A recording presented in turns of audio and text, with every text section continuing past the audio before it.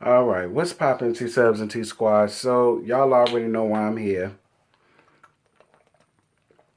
I'm here to give y'all Real Housewives of Potomac.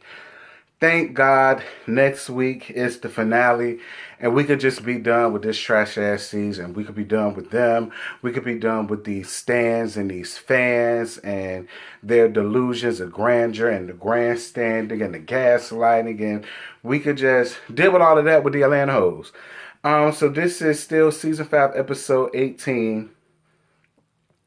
Shifty Wigs. So Karen is at home working on her wig line with her business partner, Steve. I believe that's her business partner. I do believe the rest of the collective, when they said that this whole thing about Karen starting off this wig line, trying to pass it off as hers, I don't know, Karen. These women seem to be saying the same thing, including Ashley. And where there's smoke, there's fire. Karen says that everybody knows about her wig line. Everybody knows about the Grand Dame's wig line. I've been working on this wig line for months, and I've been telling all of the girls every chance I get. Child, you got Tacky Jezebel, Giselle, in the confessional saying she ain't never heard nothing about that wig line until that night. You know, Candace throws in her little 2 cents about how, you know, she seems to have pulls all of these different businesses up out ass. And then Ashley says that, you know, there's a whole bunch of unanswered questions when it deals to that situation. And I have to agree. So Monique and Ashley meet up for lunch. Monique looked impeccable. She looked absolutely exquisite. From that 102 Dalmatian shirt that she had on to her being rough and tough in her single puff. Her makeup, her lips were popping. Like, Monique gave. She gave. Clear her, because she gave. Ashley says that her and Michael still have a lot of work to do with her family. And we know that that's going to be a scene that's coming up when he has to sit in front of the firing squad. So we'll bring that up then. Then they talk about Karen's fake-ass ulcer. And then Ashley tells Monique that Karen says that she isn't invited to her launch party. But Monique said that she asked her to come. In fact, Monique made it very clear that she knew about this launch before everybody else did. So Monique really didn't understand why Monique would feel the need to lie. Why Karen would feel the need to lie about her being invited. But at the same token, I feel like Ashley is being messy boots. This is the Ashley that I do not like. I don't understand why she's trying to get Monique to see something about Karen that I don't honestly believe is there. It seemed very snakish to see Ashley sit there and basically try to, like, run down on Karen the way she did this episode. Like, this bitch call her Santa Claus child, because she had all the bones wrapped up in her little red bag this episode. Like, Jesus Christ. And so then Ashley commences to call Karen to ask her, you know, why would she tell the ladies one thing and tell Monique something different? And then Karen starts backpedaling the coochie popping in the handstand. And we'll talk about that when that time comes. So, and I'm going to let y'all know when I say that time comes, I mean tomorrow when I do the live, and I can really say what I really want to say. The live, after show, tomorrow, 11 o'clock a.m. Make sure y'all there. So, Robin and Juan go out looking for houses. Robin says that she's on the payment plan working on her taxes. Good, bitch. That's what you need to do. I honestly feel like you buying a house right now is dumb and idiotic, and it doesn't need to happen. You need to maintain them payment plan, girl. Moving on. Robin says that she's ready for Juan to propose. I refuse to talk about Juan's proposal to Great Dane. Devil, Dick, and Great Dane, that they say that you did go on ahead and propose to her. I don't know how true that is, but I'm just only saying what the people told me. The people told me that you proposed to her a minute ago, so if you did, I guess. Moving on. So Tacky takes her girls out to eat for Grace's birthday, and she lets it be known that Ram Dr. Hunchamal will be in town for a week to take family photos, and the girls were not here for it. The girls won't hear for it at all. They damn sure won't down with her asking about, well, how would you all feel about moving to Atlanta? You know, Grace poo-pooed that as quickly as she could. I live for those girls. Those girls not here for this fake ass shit that that Giselle got going on.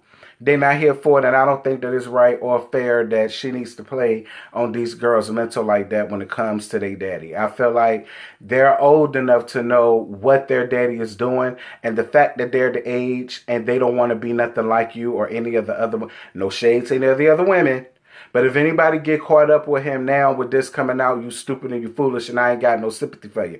But everybody else that came beforehand, you know, before the show and everything like that came out, I got a little bit of sympathy for you. It's just sad. Like, I don't know. Like, I really feel bad for those girls. But anyway, Karen is at home getting ready for Ray to come home, and she has rose petals and stuff laid all up on the floor and on the stairs, and inviting him to come up in the bathtub with her.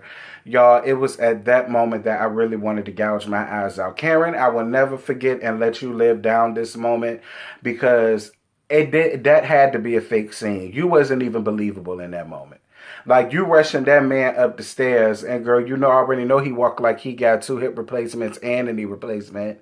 Like, you yelling at this man to hurry up and come upstairs, and you know that he can't. And then, I don't know, it just seemed really scripty and granny pornish, and I just won't hear for it, because y'all can't get me to believe that Ray's still body rocking, knocking the boots. He not busting Karen ankle loose. Child, please. Moving on. Thick Weave and the family go out to a hayride, and they go out to pick pumpkins. And Thick Weave decides to tell her mama, look, girl, I only did this bullshit that I'm throwing up in everybody else's faces just so that you can have something to run back to Nigeria with to make yourself feel like you did something. Okay? I did it for you. You need to thank me for doing that to you and putting up this facade, but this ain't what I really want to do. I want to do political commentary. That's what I want to do. If that's what Thick Weave want to do, Thick Weave got every right to do that, and I wouldn't give a damn about what my parents would feel about it at that point. Like, at this point, you a mama with a husband in your own household. So, you know, but ultimately, her mama gave her her blessing, and they moved on. So, moving on. Tacky and the girls go out for family pictures. Jamal can't come. Jamal says that there was some type of flight delay down at his airlines and he wasn't able to make it, but he really wanted to be there.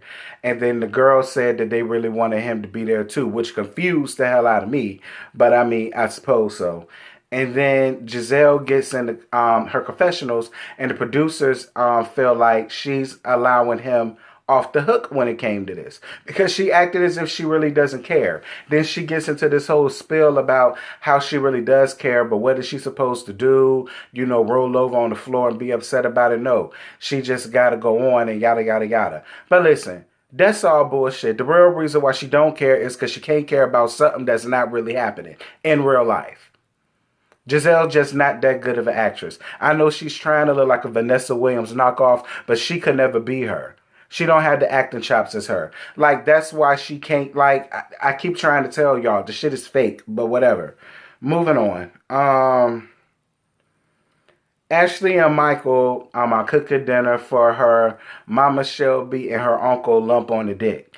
But I lived for Lump on the Pickle, because he gave Michael the business and he let Michael have it. He didn't allow Michael's little cheap ass excuses to like try to soften him up or sway him into seeing things Michael's way. He said, nah, what you did was fucked up. It was terrible. At the end of the day, you're a grown damn man, and you can't continue to be a man in your 60s blaming somebody else for you screwing them.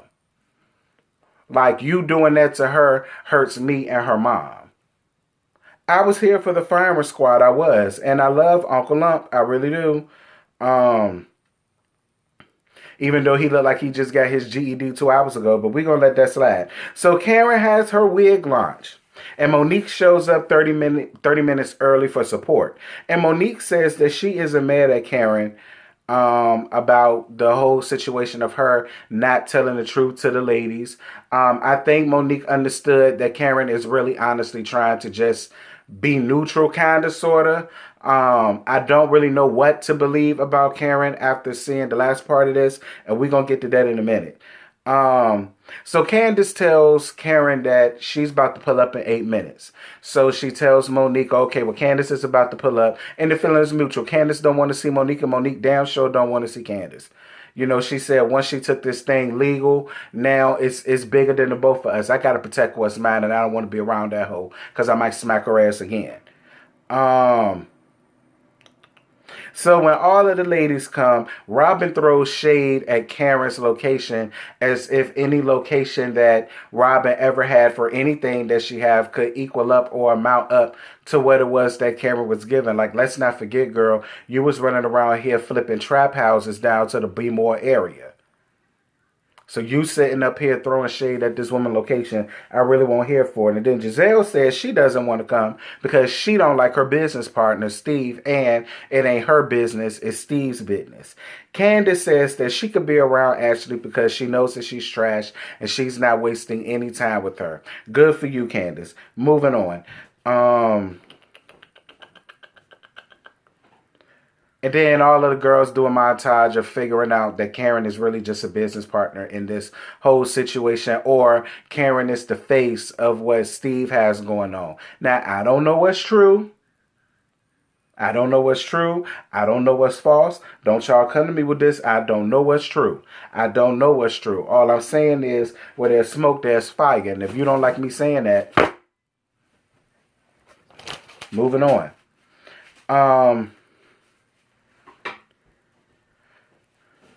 Oh, Lord, I lost my place, y'all.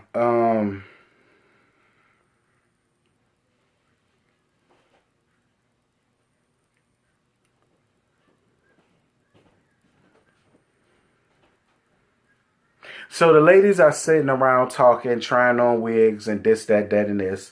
And then Karen tells the ladies that, first of all, actually, this is another time where I don't feel like you was being a friend to Karen. I'm not understanding why you feel the need to constantly run down whatever Karen says to these bitches. Like, that's really getting on my nerves. And that's that snake shit that Thick Weave was talking about. Now, I'm with you when you're right. And snake, and I almost said snake weave, girl.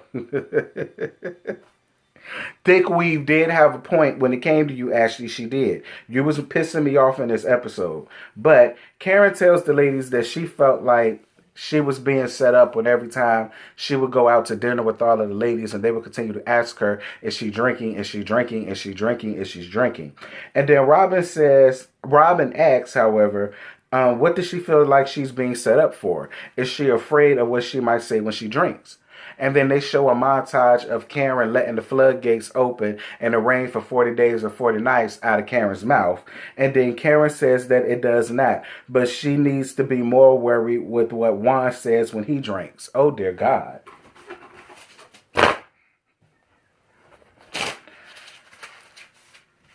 And then, of course, Ashley lets her Robin lets her masculine side out, and she just won't hear for that comment, dear Jesus.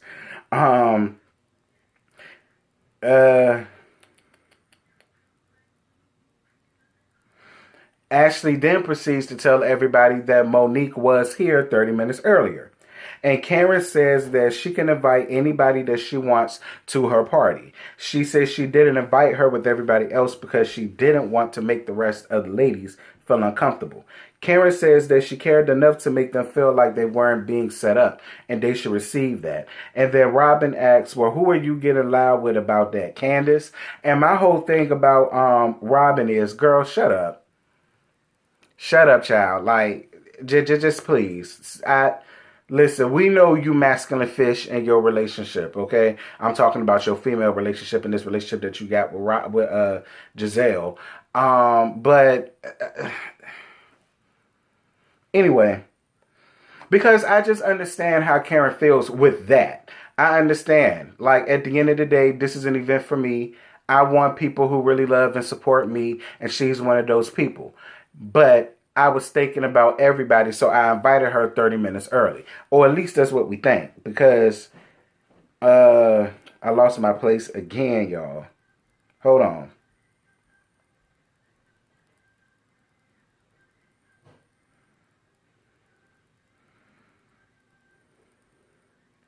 So then when Karen finished gathering up Robin, she decides that she was going to leave her party because her and Uncle Ben's was going out for dinner. Candace says that Karen asked her to show up 30 minutes early to help set up. And this is the part where I'm looking at Karen differently because I don't like that. Like, it's at a point now where this thing is legal. And if neither one of them wants to be in each other's space like that, like, I'm not here for you basically trying to ambush them probably into talking about it or squashing things or whatever the case may be. Like, I wasn't here for that, Karen. I wasn't. Ashley also says that Karen said that Monique didn't know that Candace was going to be here, saying that Karen wanted her to come and stand her ground with the other ladies and tell her own story because everybody else is telling the story for her. Robin says that so she's more concerned with Monique's status in the group over Candace's emotional and mental abuse. That's some shit right there. Candace is in her confessionals pulling out her handy dandy, always can be trusted, rich white woman napkin for her to wipe her tears, talking about how, how the knife feels with Karen twisting it in her back because she looked up to her. And then Thick Weave says that Karen isn't her friend. Girl, that was the end of the episode. Like, I don't really know what y'all want me to say. Like, I'm honestly sick and tired of talking about this shit, y'all. I am. Like, I'm sick and tired of talking about this shit. I am. Like, Robin, first of all, that girl ain't going through no emotional or mental abuse about being popped in her head with an open fist 3 times. I refuse to believe that, and y'all not going to make me believe any differently. You're not. This is just her and you and everybody else gaslighting this bullshit that she's trying to throw to us about this whole I got PTSD at night shit. Like, and I'm not here for that. Then you got Thick Weave saying that, Karen really isn't her friend, but the gag is neither is Robin and Giselle. And my whole thing is like, fine, whatever. Y'all want me to say that Wendy has the right to take up for her friend? Fine. Wendy, Thick Weave, you got the right to take up for Scary Tweet. But like, I'm sick of talking about this shit. It don't matter what I say, it's always going to be scrutinized as to be taken up for Monique or understanding what Monique did. And because of that, I'm a toxic gay male and I hate women and I must have hated my mama and all the rest of that punk ass shit that y'all was putting up about me up under everybody else's videos. And my whole thing is, fuck you bitches. I have a mind of my own and I'm not going to sit here and try to make somebody out to be a victim when they're not. Candace had just as much right and responsibility to stop that fight much as Monique did. And I never once said that what Monique did was right. I never once said that, but I also said this. I believe Candace deserved every fucking thing she got.